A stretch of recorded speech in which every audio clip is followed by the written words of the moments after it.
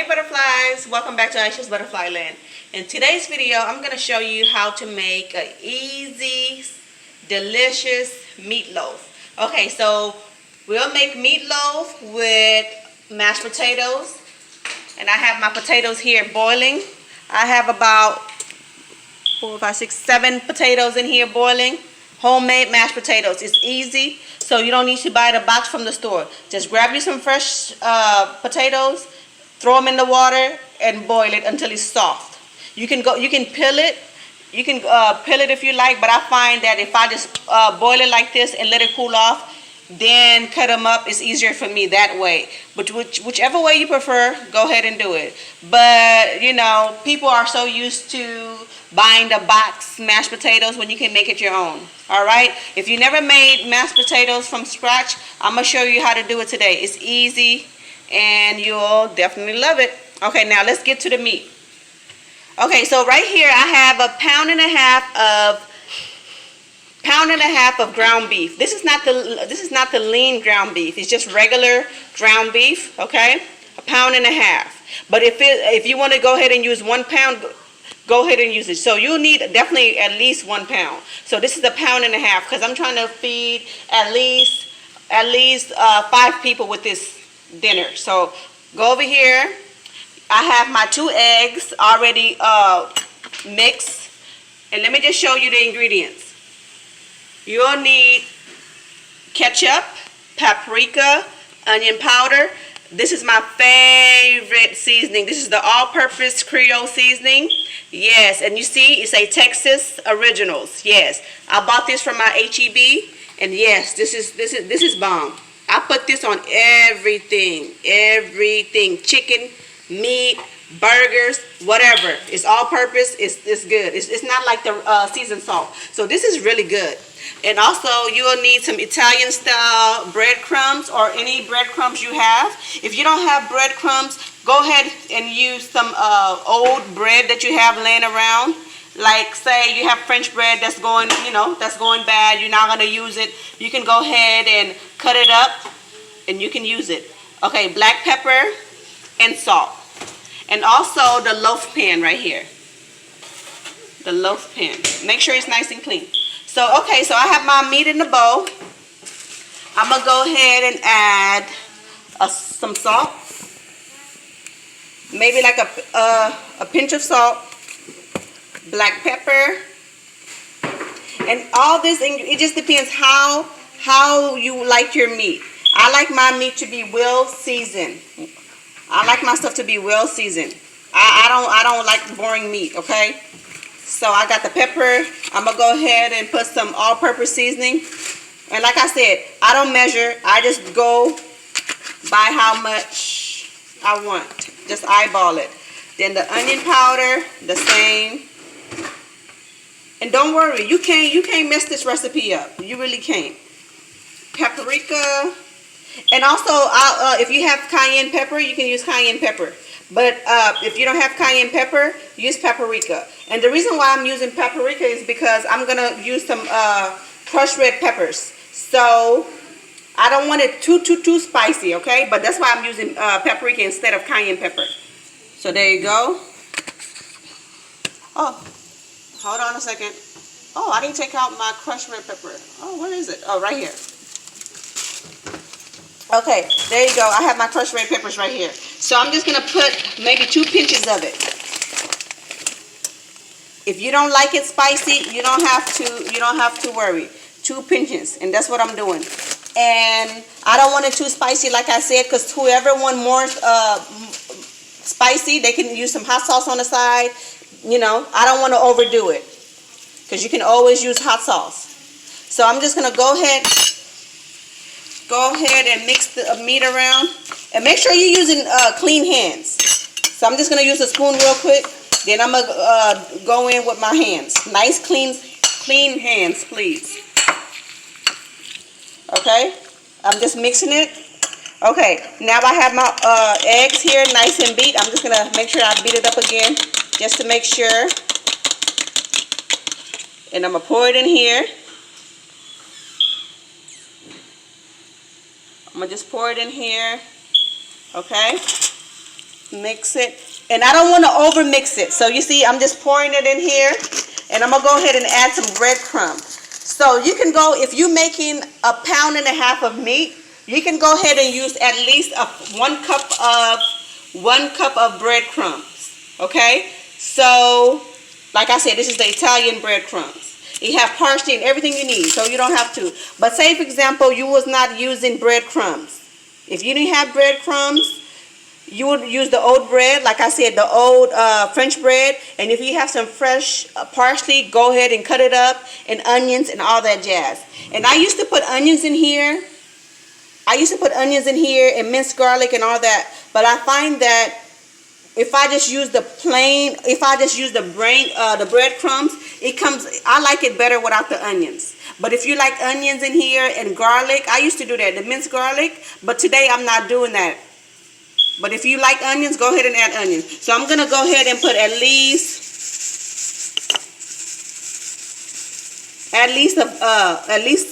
a cup of breadcrumbs.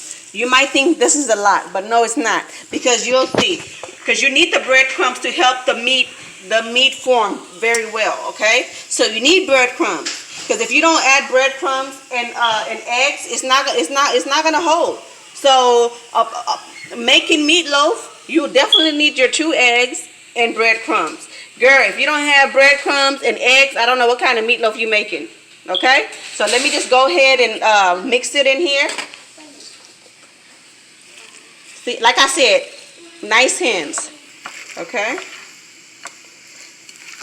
And it's okay if your counter get a little messy. It's okay, because we can wipe it down. You just want to make sure your everything is getting nice and mix. Okay, this is like I said, 1.5 pounds. If you have 1 pound of meat, it's fine. And you can use whatever meat you have. If you have lean, that's fine. But I find that if I use the regular ground beef instead of the lean, it gives me that nice meatloaf I'm looking for. But it's up to you. Whatever you have will work.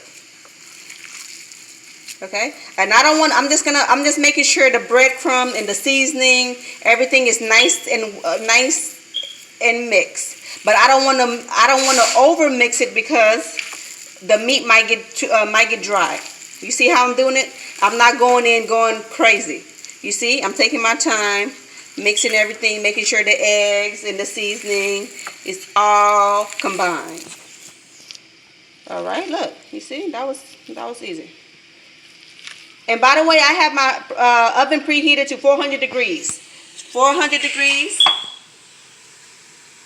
It's already preheated to 400 degrees. You have your potatoes boiling for the mashed potatoes.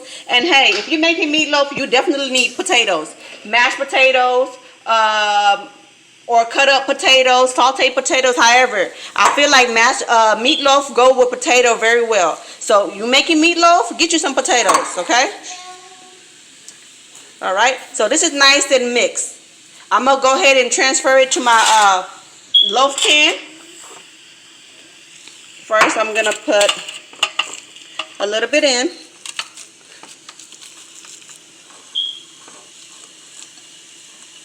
Then put the rest. And I'm going to go ahead and just start forming the loaf. You see? Just form it. You don't have to do too much, because the eggs already helped it combine. So you see what I'm doing? I'm just forming the loaf. And I'm not going to play with the meat too much, because I don't want it to get tough once I take it out the oven. You see?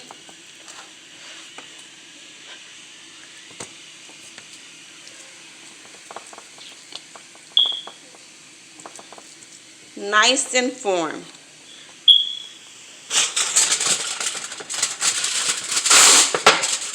And look, guys, make sure you have foil to cover it, because you don't want to put the meatloaf directly in the oven like that.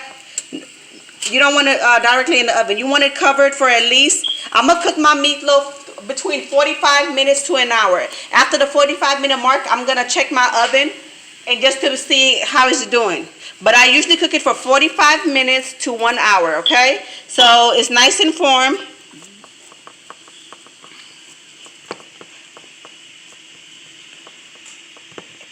And I'm gonna cover it. Like I said, this is the regular ground beef. If you're using the lean ground beef, you will have to spray your loaf pan so the meat doesn't stick, okay? But this is the regular ground beef. It have enough fat.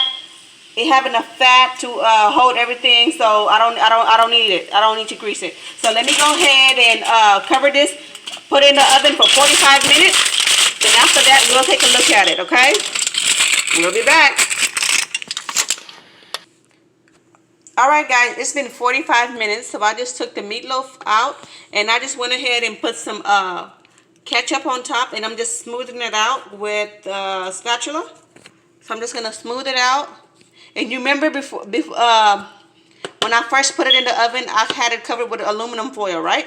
So now I'm gonna put it back in the oven without the foil because I want the ketchup to get nice and caramelized and stick to the meat. Okay, so I'm gonna put it back in the oven for another 10 to 12 minutes. Another 10 to 12 minutes, and they'll be ready. And by the way, I already turned my potatoes off for the mashed potatoes, and it's just in the sink. I have it cooling off so I can go ahead and peel it and start on the mashed potatoes. All right, I'm gonna put this back in the oven for 10 minutes. All right, guys, so I took the meatloaf out of the oven. So altogether, the cook time was 1 hour exactly, okay? And like I said, I took the aluminum foil off. I took the aluminum foil off and let the meatloaf cook. Then I added the tomatoes. And like I said, I just spread the spatula on it, so now it's nice. All right, guys. So back to the meatloaf. So it was ready. Put the ketchup on there. If you like ketchup, you can spread a lot. If you don't like ketchup, it's fine. And some people also use just the regular tomato sauce and pour it on there. But I like to use the ketchup because it gives it that nice, pretty color. But you can use whatever you like. Ketchup, tomato sauce, all the same. It's good with me.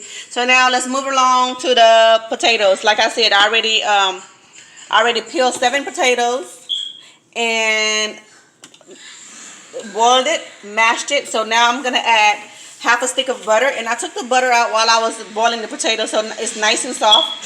So I'm gonna put half a stick of butter in here. And yes, you need butter for your mashed potatoes, okay? If you don't like butter, I'm sorry, but you're gonna have to put it in there.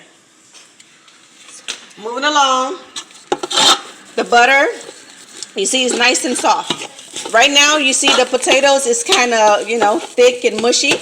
And mashed potatoes, when you make it, you can make it how you like it. You can make it lumpy, you can make it thick, you can make it loose. It's up to you. Okay? But don't you hate mashed potatoes that don't have any flavor? Like, what can I say? The hospital, of course, their mashed potatoes not going to be bomb, okay? Like a homemade mashed potatoes. So this is a homemade mashed potatoes, and it's going to be nice and creamy and yummy.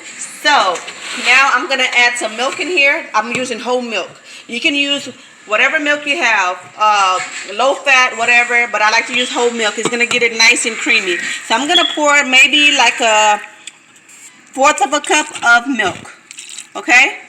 And if it's too thick, if it's too thick, I'm gonna loosen it up with some more milk. So 1/4 of a cup of milk as of now.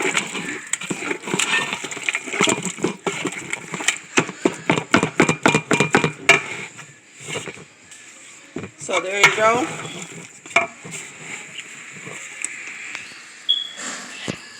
And this is on medium heat right now. So I have my salt, pinch of salt going in here, pinch of salt. And when I make the mashed potatoes, I don't like to put too much salt because if it's not enough, you can always add, and your family, your guests, they can always add more. You don't want to overdo it. You don't want to overdo it. So just put a little. Then if they need more, they can put more. Black